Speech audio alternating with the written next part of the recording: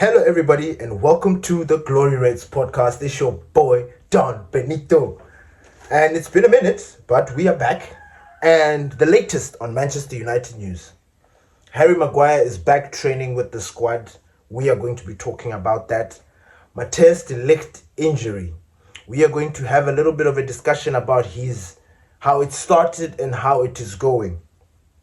And then we're going to be talking about the latest transfer news in Manchester, because some of the stories that are coming out, I don't know if it's because Manchester United are not playing football or is it because people are bored, but some of the stories are just like, are you kidding me? Are you really, really kidding me? And then last but not least, we're going to be talking about Michael Carrick and the possible manager to replace him at the end of the season. And without further ado, ladies and gentlemen, let's get into it. So, Harry Maguire is back in training. You know, there was that moment after that game, I think it was against West Ham, because Lenny Yoro came in for him and he had picked up something and we were feeling, Harry Maguire, because Harry Maguire is an important player for Manchester United right now. He is somebody that even the club are considering giving him a new contract. I don't know what you guys feel about that. I actually endorse it. I actually think, you know what, I think he deserves to go out the way he wants to go out. Like, I'm not trying to say he's Casemiro, but I think Harry Maguire's story is one of the biggest comeback stories in football history. If you remember his journey, you would understand why we feel compelled to give him a new contract or allow him to stay at the club further, because Harry Maguire, like, guys, Harry Maguire, like, nowadays when you see him play, he's playing like a captain. You think he's wearing the armband, but he's not. But his presence, the experience, that Harry Maguire that we wanted when we signed him from Leicester is kind of like the Harry Maguire that we're getting. Yes, he's getting on with the years. He's a little bit older. He's actually picking up more injuries now than he used to before. So that can be a concern. But those things can be managed. His presence as a leader. I mean, we've got the likes of Lenny Yoro. We've got Aiden. These guys are like 18, 19 years old. Compared to Harry Maguire's 30, 32, 31, 32. He's invaluable to the team. He can give those guys the boost, the experience. He can advise them. So he's just somebody that is really now at this moment very important for us. How important? It all depends on how the club are going to look at it. But I just see Harry Maguire as somebody that, I mean, you know, we need the funds. We need the money. I'm not saying that we're not trying to sell players, but we need the money. But I feel like if we qualify for Europe, I think we will be back in a stable position where people like Harry Maguire can stay at the club. The only issue now is this injury issue. But I think he's just going to be somebody. I mean, if he gets reduced playing time, I don't think he's going to have a problem with that. Like him being there around the players, giving those guys the advice that they need, like what Casemiro has been doing for Kobe Mainoo and Manu Ugarte and all the midfielders that are there. I don't know. What do you guys think about that? Like, I don't have a problem with him staying. I also don't have a problem with him leaving. You know, it's just one of those, I don't want to say conundrums, but it's just one of those situations where you're like, hey, it is what it is. If he goes, oh well and good. Thank you for your service. If he stays, he might just prove to be a valuable player for us. You know what I'm saying? So it's comme ci, comme ça. The next thing that I want to talk about is Matthijs de Ligt. Mata de Ligt. So, I've always maintained that young players that break out very, very early in their career, like 16, 17, start playing senior football, those players tend to have issues down the line, like injury issues. At an age where you expect them to be at their peak and just doing the business. Mata has been like that. If you guys have forgotten, Matthijs de Ligt he was the captain of Ajax at a very young age. I don't know if he was 17, I don't know, 16, 17 or 18. He was very young. He was leading That Ajax team that was absolutely blitzing Europe. I don't know if you guys remember that. Team that beat Real Madrid like at the Santiago. Like, he was part of that. And Ansu Fati, another player that broke out very, very early, started having Pedri. These players, they broke out very, very early, played so much football that has started to affect them. Now, Matthias de Ligt, when he was in that period, I don't think he experienced a lot of injuries, the amount of injuries that he's experiencing right now. And at that time, he was younger. You would be surprised. I'm actually wondering, how is it possible that at that time when he was, 16, when he was 17, 18, how did he not pick up the amount of injuries that he's picking up right now?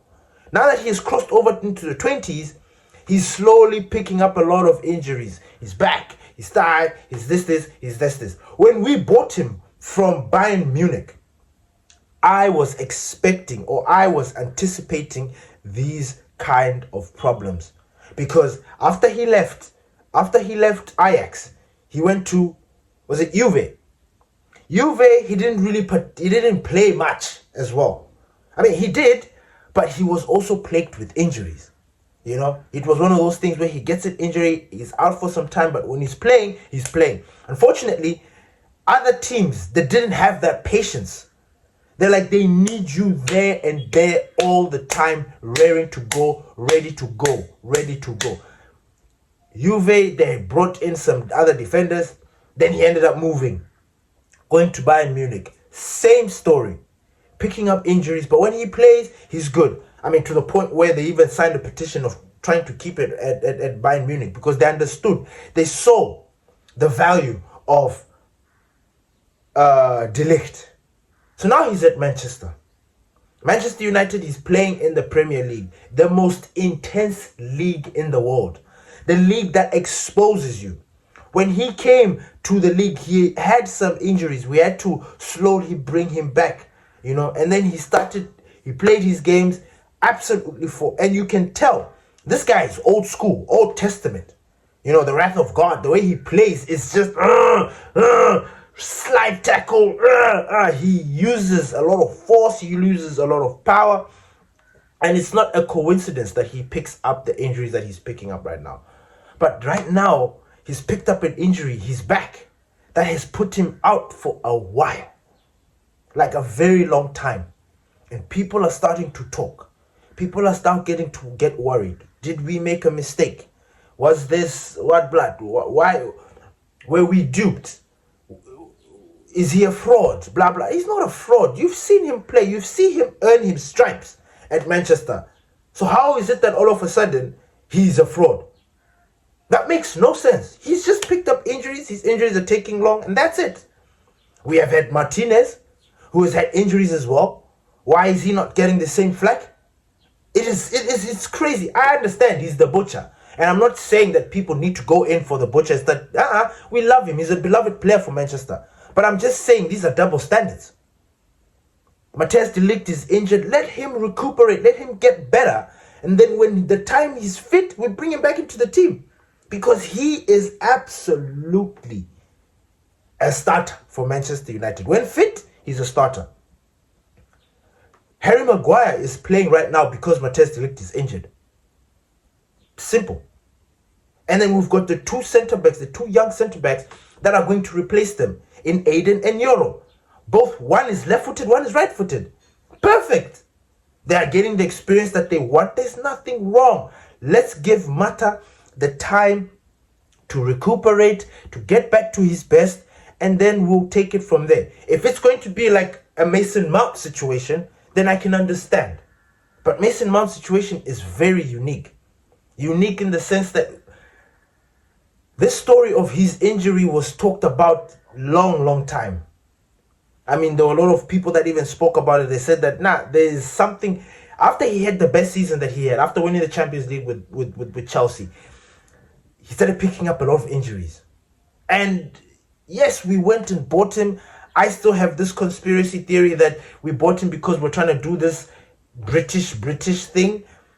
You understand what I mean? Like you understand like what's his name? What's his name? Phil Jones. There's this rule or law about having British players, homegrown British players, and blah blah blah. That's my conspiracy theory. That's what I think is happening with Mason Mount. That. Why else would we bring an injury-prone player like that to Manchester? Not to say that I didn't back him, because I absolutely do. I love Mason Mount. I love what he brings to the team. I love the Mason Mount that I saw at Chelsea, and I thought that's what we're going to get. We are getting him sometimes, but his injuries are more. And that is affecting how we think about him. Not to mention that he's wearing the number 7, the most iconic jersey in Manchester United history. It is crazy.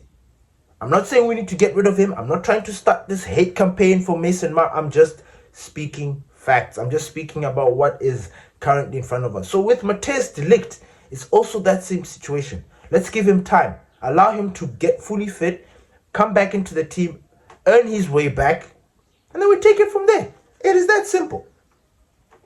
Moving on.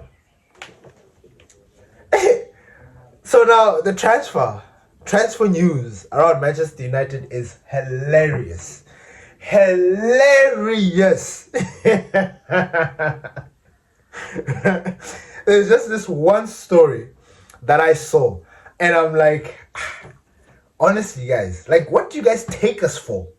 Do you guys think we are children? Like, how dare you?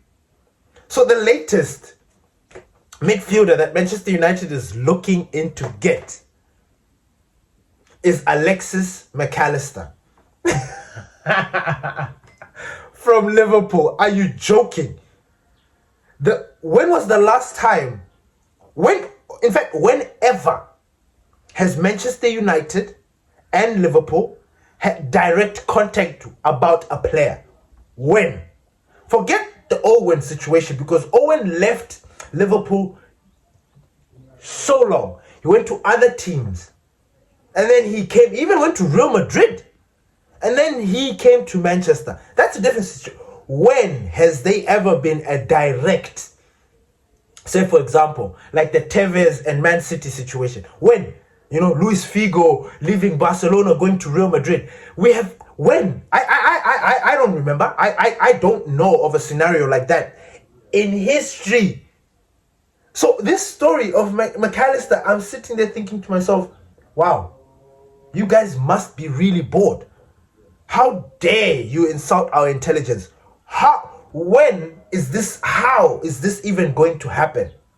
Explain that to me. Oh, Manchester United are looking into signing McAllister. They're considering him as one of the midfielders. I'm like, are you joking?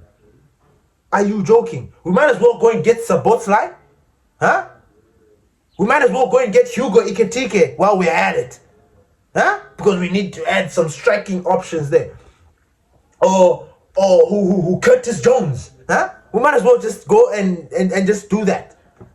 Like, what kind of nonsense is that? Oh man, I laughed when I saw that story. I'm like, guys, I understand that we're not playing in any competitions. We're only playing in the Premier League. So now you're looking for stories, and the best that you can come up is McAllister to Man United? Are you serious? And then there was this other story about Klopp. I don't know why they're bringing up these Liverpool connections with Manchester United. It's like, yo, who doesn't know that Manchester United approached Klopp? Who doesn't know? And he turned us down. Who doesn't know? Like, are you serious? He even said it in his podcast. He said it on a podcast that Manchester United approached him, blah blah blah. He wasn't feeling it, blah blah blah. So I'm just sitting thinking to myself, I'm like, come on, guys, come on. We are seasoned Manchester United fans. Let's not take a piss. All right? Anyway, moving on. The next player that I want to talk about is Julian Ryerson, the Norwegian fullback who is making waves right now. There's so much talk about him. The story that I felt had more concrete, and I actually believe that maybe that deal could happen, was him to Barcelona. Barcelona are looking to bring in a new right back. Jules Koundé is not providing the assists that he is supposed to. He's a defender, for crying out loud. I don't know why people are now so worried and now trying to make it look like Jules Koundé has been a fullback all his life. No, he's a centre-back. He's always been a centre-back. He's just doing Barcelona a favor playing in the right back. Now that Barcelona are looking to bring in this Ryerson, and rightfully so. He's having the season of his life. At 28 years old, he's got 14 assists in Europe. He is blazing. He is on fire. Not 14. 11. Sorry. 11.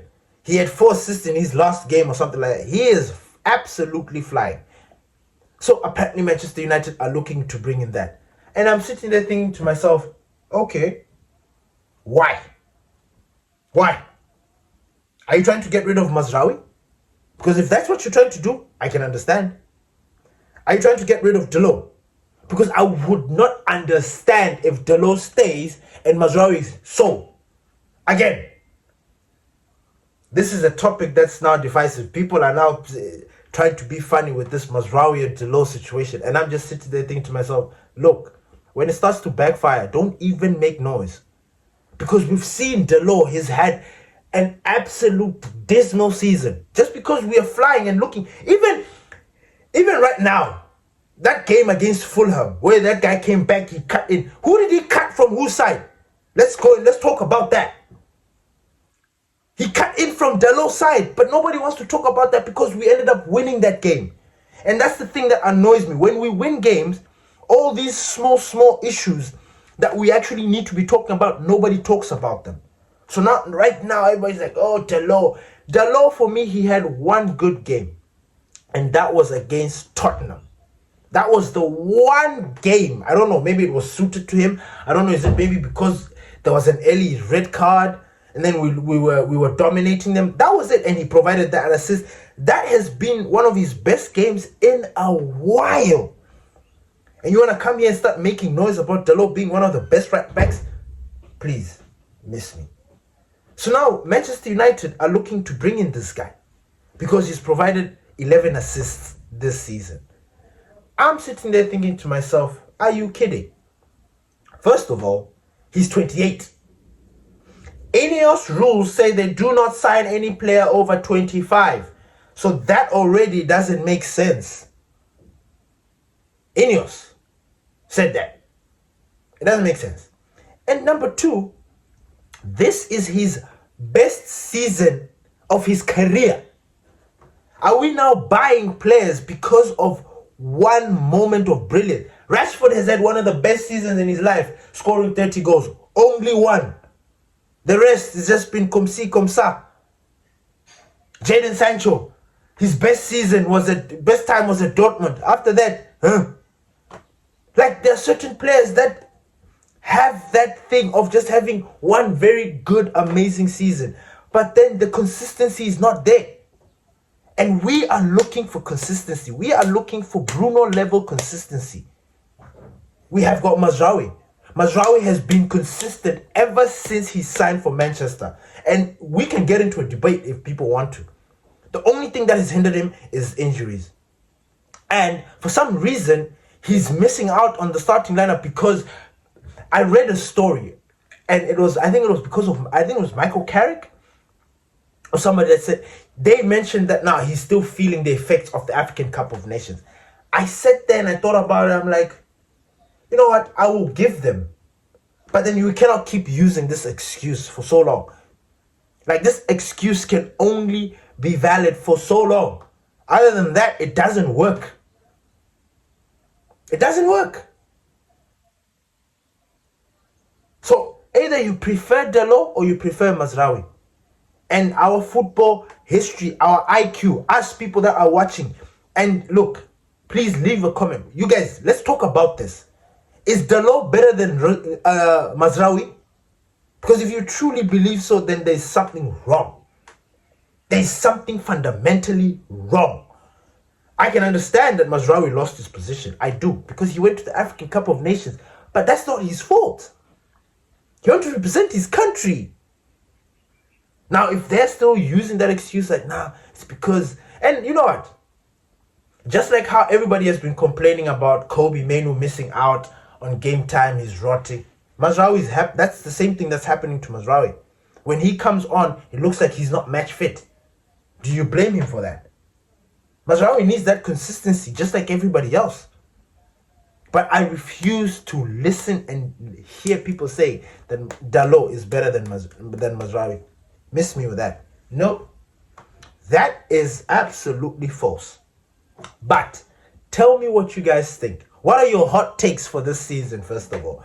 Please leave them down in your comments. I would love to read them. I would love to engage you guys and know what you guys think about this season thus far. Harry Maguire. What do you guys think about Harry Maguire? And Matthijs de Ligt. What in that situation, what do you think is going to happen there? Please leave them in the comments below. Let's talk about it. Thank you everybody for listening to the Glory Reds podcast. Peace.